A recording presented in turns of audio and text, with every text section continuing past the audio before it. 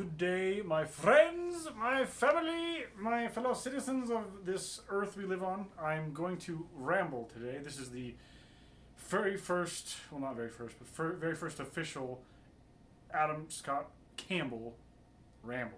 So, here we go.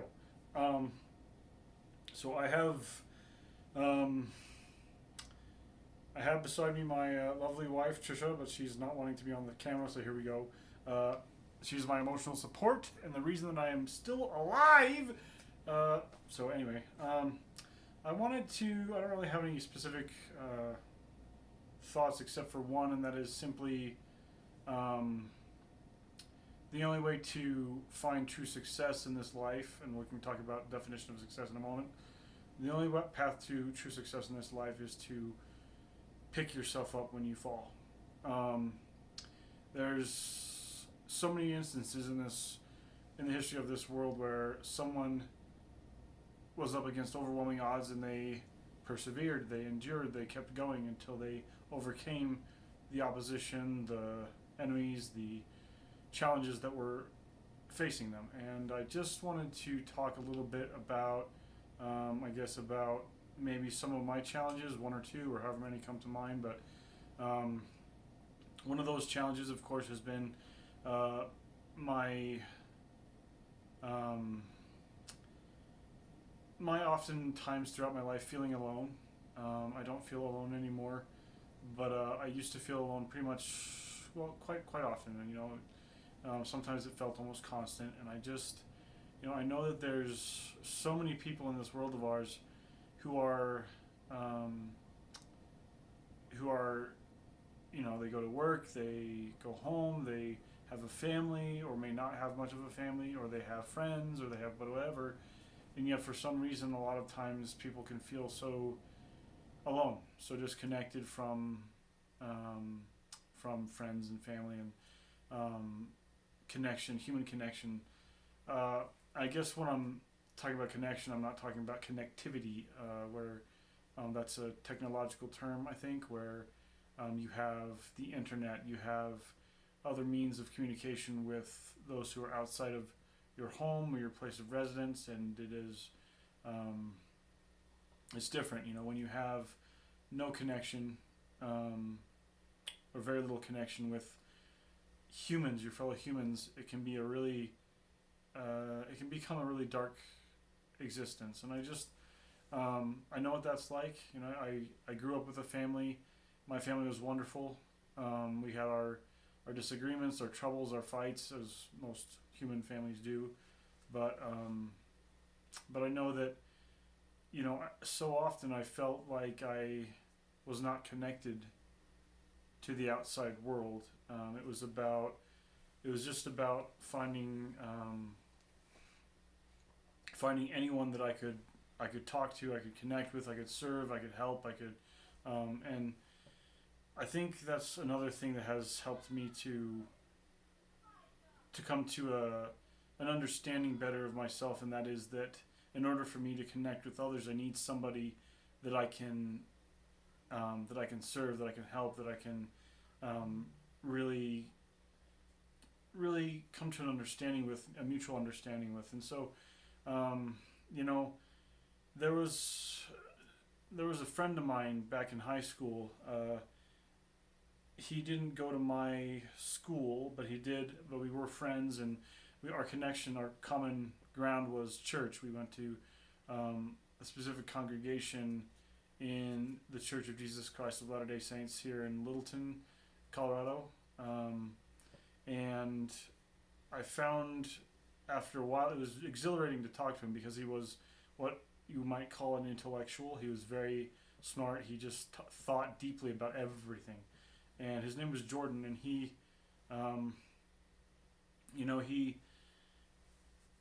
had a struggle in our church, and that was simply that in our church we believe in faith. We believe in having a testimony or a belief in truth. And one challenge with Jordan was that he was so smart, it was almost a crippling block for him, because he was trying, as I understood it. Jordan, if you're out there, please don't throw fruit at me. But if as I understood it, he tried to find his faith, his belief, his testimony, as we call it, by thinking his way there. And a challenge that I had was kind of was one of my challenges has been in life has been my health challenges. And Jordan, he was a good person. He didn't judge me for my health challenges. He didn't judge me for anything. And we actually ended up becoming roommates at a at a youth camp sponsored by our church. It used to be called the Especially for Youth camp, and it was a week long, or about a week long. And so we became roommates. And he throughout that camp, I was just his friend, and which was fine and great. And a lot of powerful things happened for me that week. But I just, something that I've learned is that I was able to be his friend, and usually I'm able to be whoever's friend I become a friend to,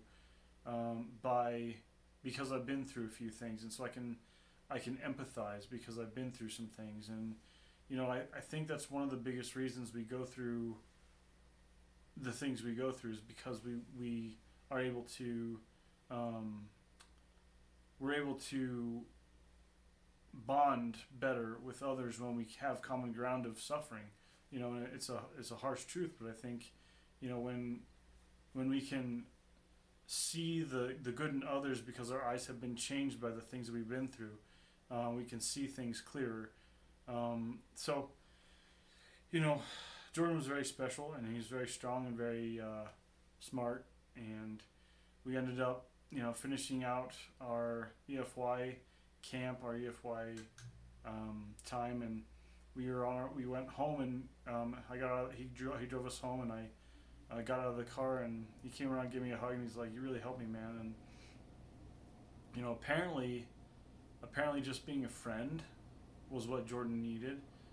He didn't need somebody to tell him, "You're doing this wrong, you should think differently," or blah blah blah blah blah. He just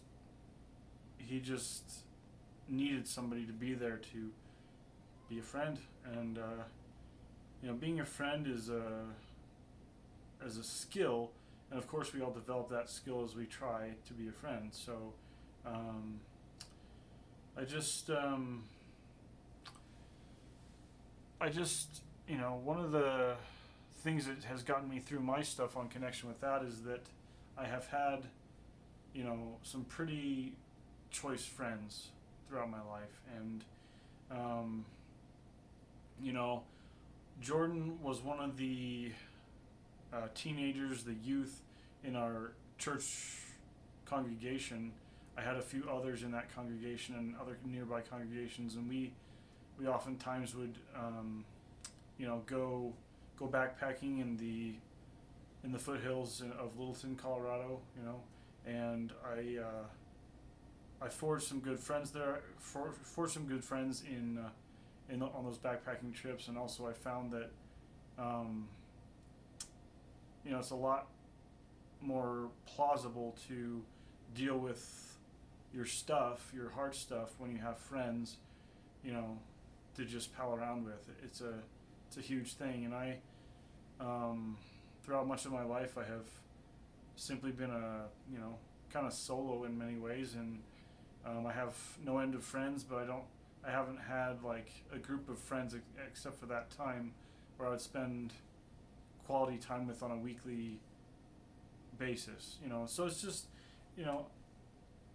it helps to have places to go and people to be with, but also helps to have people with whom you share commonalities and you want to communicate with and spend time with. So it's a different mindset.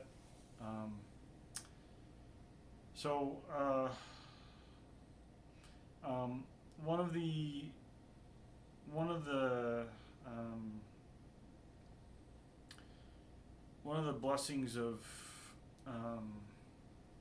blessings advantages, whatever you want to call it, of going through hard things myself has been learning through another friend, an older friend. Actually, one of my one of the interesting things about me, and I guess he saw this in me, and he was like, he asked me a question. You know, I've had a brain tumor 3 times now. I've had, you know, 2 brain tumor surgeries, 3 double vision eye surgeries. I still see double. I have prism glasses that work partially, or some of the time, and you know, things have been hard, you know, and but I had a friend just kind of ask me one day. He was just like, why do you not why? He asked me, how do you keep going, or how do you persevere? How do you endure? You know, he asked me just one on one. He's just like, how do you keep going? How do you keep going? You know, and I gave him the only answer I could think of, and that was simply that I don't know what else to do. You know, and I don't really know why, but that kind of brings a smile to my face, because it's like, I really don't have any other answer. You know, I don't really have, you know, because I don't know what's coming. You know, I know some of what's coming because of my belief system, but I don't have a complete understanding of my life and like where it's headed and the things that I desire coming true and that kind of thing. So why do I keep going? It's because I don't know what else to do. I do know that, you know, if I were to quit, you know, if I were to just lay down and not move again, well, things would not get better. You know, they wouldn't improve, and I wouldn't accomplish what I'm here to do, and nobody would. You know, when we quit, that's when we lose. You know, if you don't quit, you can't lose, and I guess that's my biggest lesson for today. And if you find yourself at a point where you're just like, I can't do this anymore, I would look yourself in the eye in the mirror and be like, yes, you can. And yeah. So with that, that's all that I have to say for today. Thank you so much for tuning in. Again, it's Adam Scott Campbell. Check out my books on Amazon, adamscottcampbell.com. And thanks so much for joining us on this wonderful Monday evening.